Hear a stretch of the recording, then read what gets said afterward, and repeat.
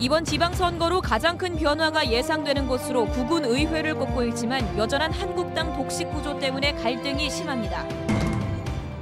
대구 가톨릭대학교의 100주년 기념사업 관련 비리 의혹에 대해 경찰에 이어 대구지검 특수부도 강도 높은 수사에 착수했습니다. 조현병 환자의 난동을 제압하다 흉기에 찔려 순직한 고 김선현 경감의 영결식이 오늘 경북경찰청장장으로 엄수됐습니다. 일부 고혈압 약에서 암을 유발하는 성분이 검출됐다는 소식이 전해지면서 지역에서도 혼란이 이어지고 있습니다. 여러분 안녕하십니까? 계속해서 대구 경북 소식입니다. 6.13 지방선거로 가장 큰 변화가 예상되는 것으로는 대구 경북에서는 구군의회가 첫 손에 꼽힙니다.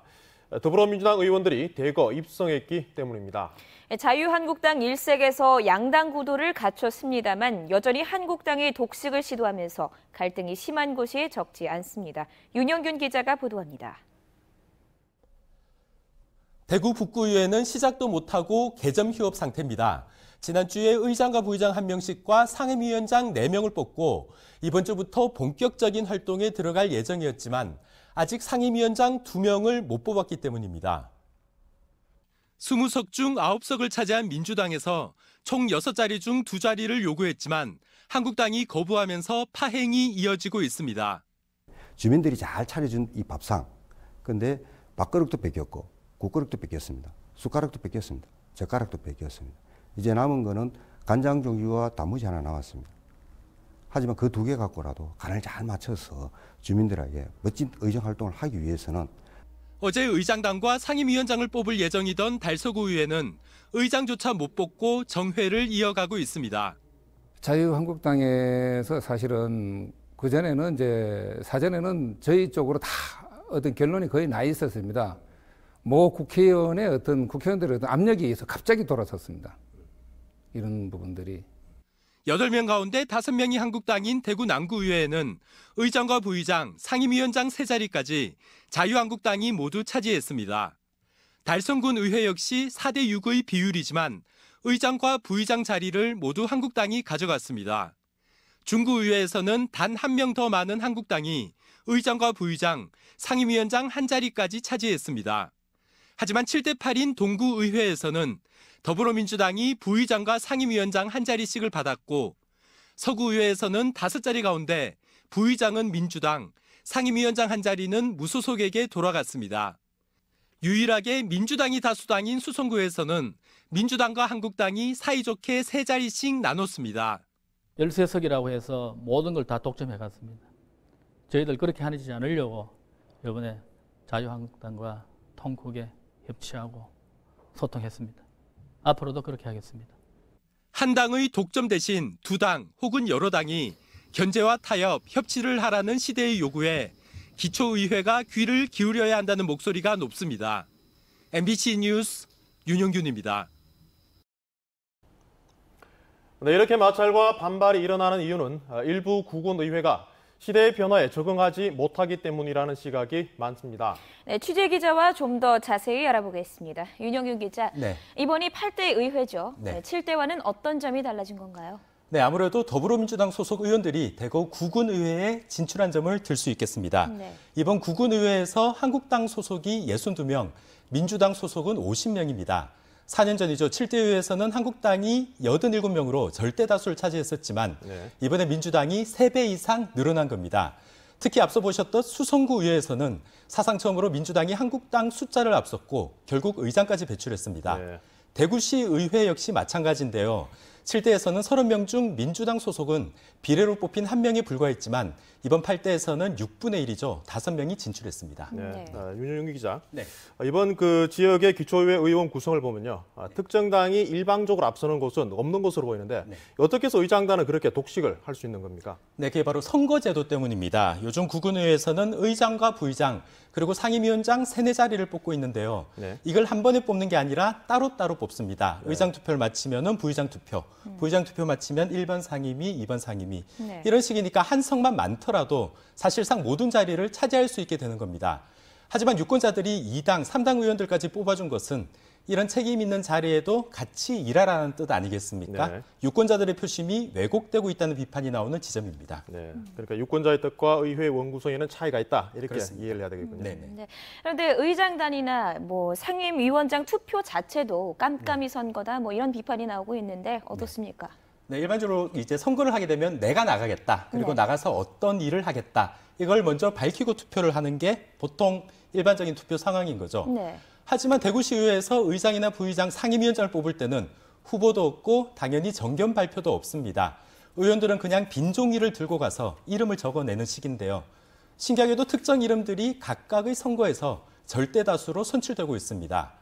이는 다수당이 선거 전에 의장은 누구, 부의장은 누구 이런 식으로 이렇게 미리 정하고 의원들은 그 이름대로 적어내기 때문입니다. 네. 구군의회에서도 절반 정도는 대구시의회처럼 이런 방식으로 하고 있고 나머지 절반은 후보 등록과 정견 발표를 하고 있습니다. 네. 다수당이 결국 의장이 되더라도 최소한 어떤 사람이 나오는지는 알아야 하지 않겠습니까? 네. 그래서 더불어민주당에서는 조만간 의장단 선거를 할 때 후보 등록을 하도록 조례를 만들 예정입니다. 네. 네. 지방의회가 갈 길이 멀어 보이는군요. 네, 오늘은 여기까지 듣도록 하겠습니다. 고맙습니다.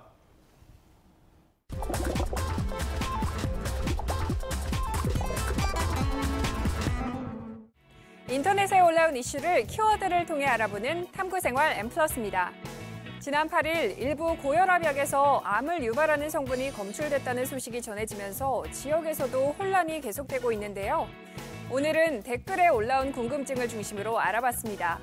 첫 번째는 내가 먹는 약이 안전한가를 알려면 어떻게 해야 하는가입니다.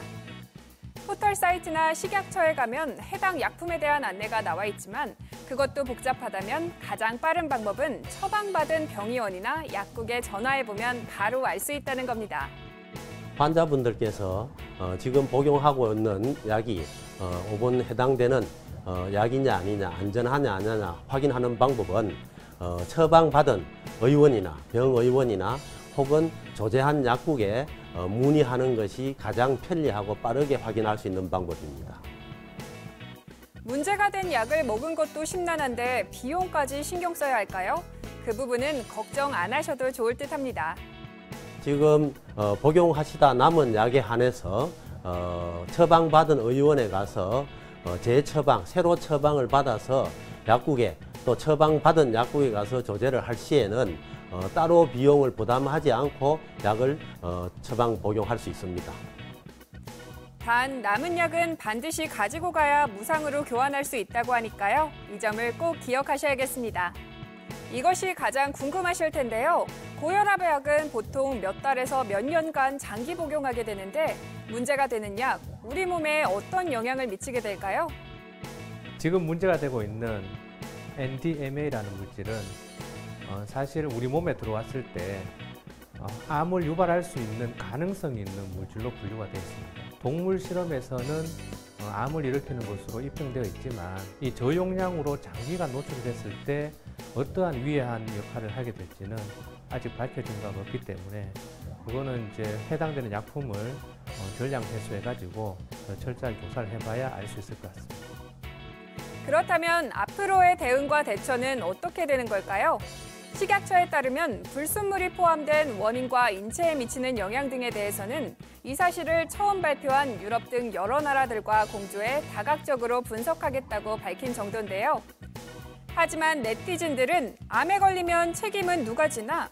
중국제 원료의약품 전면 조사가 필요하다. 허가한 식약처의 책임은 면치 못할 듯 등의 분노와 걱정이 대부분이라 그 흑폭풍이 만만치 않아 보입니다. 지금까지 탐구생활 M+였습니다. 대구 가톨릭대학교의 개교 100주년 기념 사업이 비리 의혹 투성이라는 보도를 여러 차례 해드렸는데요. 경찰이 수사에 착수했습니다. 검찰도 교육부 감사에서 적발된 학교 비위를 강도 높게 조사하고 있습니다. 윤태호 기자가 취재했습니다. 대구 가톨릭대 100주년 기념 사업의 비리 의혹은 크게 두 가지입니다. 업체 선정 과정에서 특혜가 있었는지, 사업비 20억 원을 제대로 썼는지가 핵심입니다. 대학 자체 특별감사 보고서는 이 두 가지 모두에서 위법 사항을 발견했고 많게는 7억 원 정도의 교비가 손실된 것으로 추정된다고 결론 내렸습니다. 대구문화방송이 감사 보고서를 입수해 여러 차례 문제점을 보도한 이후 경찰이 내사를 벌이고 있습니다. 경찰은 감사 보고서와 입찰 서류, 업체가 제출한 전자세금 계산서 등 관련 서류를 확보해 검토하고 있습니다. 조만간 홍철 전 총장과 당시 사무처장 신부 등 핵심 인물들을 소환해 조사할 계획입니다. 대구 검찰도 대가대 비리에 대해 전방위적으로 조사를 벌이고 있습니다. 검찰에 따르면 교수 A씨는 2011년 7월 자신이 지도했던 박사과정 제자 B씨로부터 4,700만 원을 받았습니다. 제자 B씨는 다음 해 박사 학위를 받았고 얼마 지나지 않아 A씨가 속한 학과의 교수로 채용됐습니다. 검찰은 A씨가 돈을 받고 제자의 박사 학위 취득과 교수 채용에 힘써준 것으로 보고 배임수재 혐의를 적용해 A씨를 기소할 방침인 것으로 전해졌습니다. 다른 비위들도 함께 조사하고 있습니다. 학교 시설 공사를 하면서 공사업체가 제출한 지출 증빙 자료를 제대로 확인하지 않고 2억 4,200여만 원을 지급했고 전기공사처럼 분리 발주해야 하는 공사를 일괄 발주해 특정 업체에 이득을 준 정황을 포착하고 관련자들을 불러 조사하고 있습니다. 대구 검찰이 대구 가톨릭대 비위 가운데 상당 부분을 특수부에 배당했고 개교 100주년 기념사업 비리 의혹도 특수부가 관심을 가지고 지켜보고 있습니다. 특수부가 나섰다는 것은 그만큼 강도 높게 조사하겠다는 의지로 풀이됩니다. MBC 뉴스 윤태호입니다. 대구 상공회의소에서 열린 경제동향보고회에서 주 52시간 근로제에 따른 논란이 일었습니다. 주 52시간 근로제로 생산성이 떨어지고 임금이 줄어든다며 보완 요구가 쏟아져 나왔습니다. 정착까지는 적잖은 진통이 따를 것으로 보입니다. 보도에 조재한 기자입니다. 지난 1일 주 52시간 근로제가 시작된 300인 이상 사업장은 대구 122곳 7만 8천여 명이 해당됩니다. 사업자 측은 주말 휴일 근무를 없앴을 뿐 아니라 취업 형태에도 변화를 주며 인건비 부담을 줄이고 있습니다. 우리 직원들 6명 직원들이 이래라는 회사에서 아웃소싱으로 전환되는 굉장히 좋지 않은 그런 것이 지금 전환되고 있고요. 상당히 어려움이 많이 있는 것이 사실입니다. 특히 대구 지역 근로자의 주당 근로시간이 전국 평균보다 높아 52시간 근로의 영향이 크다고 지적하고 특례업종 재검토도 요구했습니다. 석유화학 제품이기 때문에 이것은 철강하고 똑같아서 한 번 전기를 여으면은 그 한 달씩 이제 가야만 이게 됩니다. 신규 채용과 설비 투자 같은 긍정적 효과를 위해서는 정부의 인건비 지원과 사업장별 근무 형태 개선 등이 필요하다는 의견이 많았습니다. 집중근무제, 그다음 유연근무제, 교대제와 관련된 어떤 개편이라든지 기업이 맞는 노사 간의 합의가 되고 해서 이것을 좀 변화할 수 있는 그런 체제로 가야 되지 않을까. 결국은 이제 제품의 부가치를 높일 수 있는 그런 어떤 투자가 필요한데. 주 52시간 근무는 지난 1일 300인 이상 사업장을 시작으로 2020년 1월부터는 50인 이상으로 확대됩니다만 정착까지는 상당한 논란과 혼란이 따를 것으로 보입니다. MBC 뉴스 조재환입니다. 40대 남동자가 휘두른 흉기에 찔려 순직한 고 김선현 경감의 연결식이 오늘 있었습니다. 동료 경찰들은 엄격한 직무 규정 때문에 현장의 갑작스러운 위협에 대응하기가 쉽지 않다고 입을 모았습니다. 최보규 기자입니다.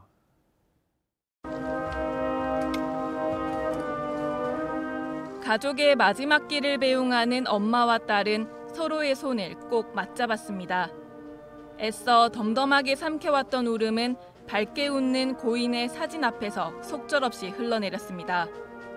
조현병 환자의 난동을 제압하다 흉기에 찔려 순직한 고 김선현 경감의 연결식이 오늘 오전 영양군민회관에서 경북경찰청장장으로 엄수됐습니다. 영양파출소에서 함께 근무한 동료 경찰관들은 고인과 함께 있던 순간을 추억하며 고인을 떠나보냈습니다. 선배님은 누구보다도 어둡고 위험한 길 마다하지 않고 당당히 달려나갔던 분이지 않습니까? 이 땅에서 고단했던 삶을 하늘에서 남아 편히 내려놓으시고 부디 영면하십시오. 동료 경찰관들은 갑작스러운 위험 상황에 대처하기 위해선 현장 공권력을 강화할 대책이 필요하다고 목소리를 높였습니다. 특히 현장 초기 대응 과정에서 출동 경찰관의 무기 사용 권한을 지금보다 폭넓게 인정해 줄 것을 요구했습니다.